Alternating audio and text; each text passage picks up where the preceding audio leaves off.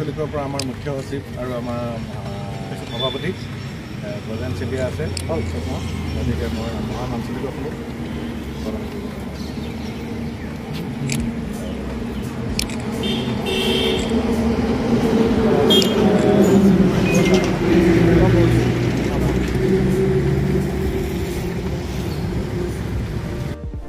মৰাণৰ তিলৈত বীৰ লাচিত সেনাৰ প্ৰতীকী অৱস্থান ধৰ্মঘট যোৰহাটত দিগম্বৰ বাবা বিৰুদ্ধে প্ৰতিবাদ কৰা প্ৰতিবাদকাৰীসকলক আৰক্ষীয়ে গ্ৰেপ্তাৰ কৰা প্ৰতিবাদ আৰু বীৰ লাচিত সেনা কৰ্মীসকলক বিনা চৰ্তে মুক্তি দাবী বীৰ লাচিত সেনা অসম কেন্দ্ৰীয় সমিতিৰ আহ্বানত ডিব্ৰুগড় জিলা সমিতি উদ্যোগত প্ৰতীকী অৱস্থান ধৰ্মঘট ৰূপায়ণ কৰা হয় খিলঞ্জীয়া জনগণৰ কণ্ঠৰোধ কৰিবলৈ বিজেপি চৰকাৰে ষড়যন্ত্ৰ কৰাৰ লগতে 7জনকৈ নিৰীহ অসমীয়া যুৱকক ভুৱা গোচৰত আৰক্ষীয়ে গ্ৰেপ্তাৰ কৰাৰ অভিযোগ বীৰ লাচিত সেনাৰ গ্ৰেপ্তাৰ কৰা বীৰ লাচিত সেনা কৰ্মীসকলক বিনা চৰ্তে মুক্তি নিদিলে গণতান্ত্ৰিক প্ৰতিবাদ অব্যাহত ৰখাৰ হুংকাৰ প্ৰতিবাদকাৰীসকলৰ আমি বীৰ লাচিত সেনা কেন্দ্ৰীয় সমিতিৰ আহ্বান মৰ্মে ডিব্ৰুগড় জিলা সমিতিৰ উদ্যোগত আমি বিভিন্ন আঞ্চলিক সমিতি ঐক্যবদ্ধ হৈ আজি আমি ইয়াত অৱস্থান ধৰ্মঘট কাৰ্যসূচী ৰূপায়ণ কৰিছোঁ আচলতে আমি অৱস্থান ধৰ্মঘট কাৰ্যসূচী ৰূপায়ণ কৰিবলৈ বাধ্য হৈছোঁ যিহেতু 1228 খ্ৰীষ্টাব্দতে আমাৰ আহোম ৰজা স্বৰ্গদেউ চাওলুং চুকাফাই আহি বৰ অসম নামেৰে আমাৰ অসমখন গঢ়ি থৈ গৈছিলে তেখেতে বিভিন্ন জাতীয় ধৰ্মীয় জনগোষ্ঠীয় লোকসকলক একলগ কৰি আমাৰ অসমখন শান্তি সম্প্ৰীতি এডাল এনাজৰীৰে কটকটীয়াকৈ বান্ধি থৈ গৈছিলে আৰু ঠিক তাৰ কিছু বছৰ পিছতে আমাৰ দুজন পৰম গুৰু তথা জগতৰ গুৰু শংকৰদেৱ আৰু মাধৱদেৱ দুইজন গুৰুৱে আমাৰ অসমীয়া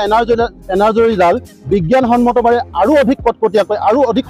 শক্তিশালীভাৱে শান্তি সম্প্ৰীতিৰে বান্ধি থৈ গৈছিলে কিন্তু বৰ্তমান সময়ত আমি দেখা পাইছোঁ আমাৰ বহুবল্কী তথা বহুৰূপী আমাৰ অসমৰ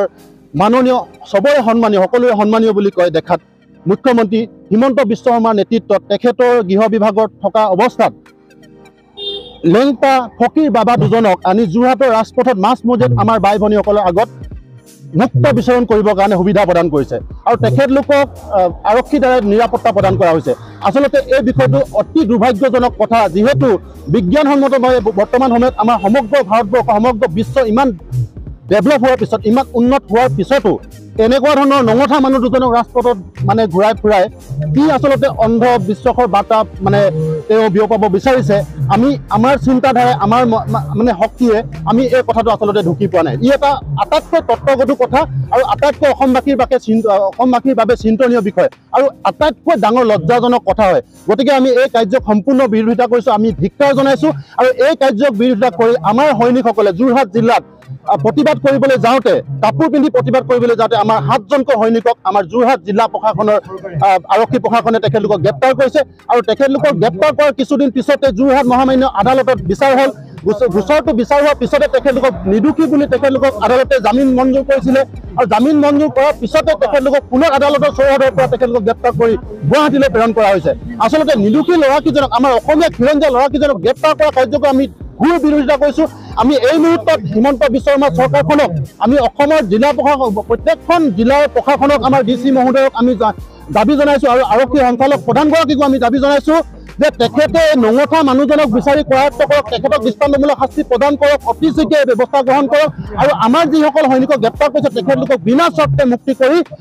আমাৰ মাজলৈ তেখেতলোকে পঠিয়াই দিবৰ কাৰণে ব্যৱস্থা কৰক আমি হিমন্ত বিশ্ব শৰ্মাক শেহতীয়াকৈ এটা আপোনালোকৰ চেনেলৰ মাধ্যমেৰে আমি প্ৰশ্ন সুধিব বিচাৰিছোঁ প্ৰকৃততে হিমন্ত বিশ্ব শৰ্মাৰ যিমানখিনি মিত্ৰজোঁটৰ চৰকাৰ আছে তেখেতলোকে আমাৰ অসমীয়া খিলঞ্জীয়া স্বাৰ্থত কাম কৰিছেনে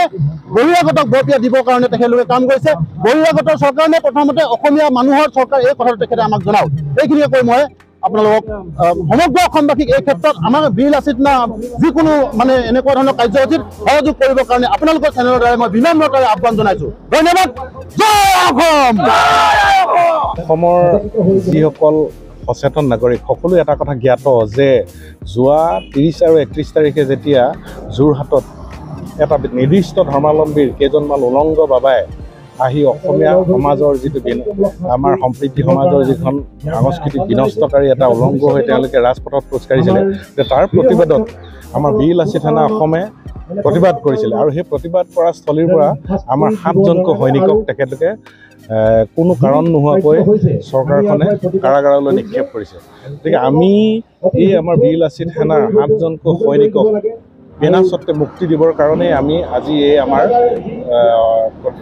এই প্ৰতিবাদ সাব্যস্ত কৰিছোঁ। আমি অৱস্থান ধৰ্মঘট আজি আমাৰ দ্বিতীয় দিন হয়। আমি অনাগত দিনত যদি এই চৰকাৰখনে খিলঞ্জীয়াৰ কণ্ঠৰোধ কৰিবৰ কাৰণে যিটো চেষ্টা কৰিছে, আমি সেই চেষ্টাক আমি কেতিয়াও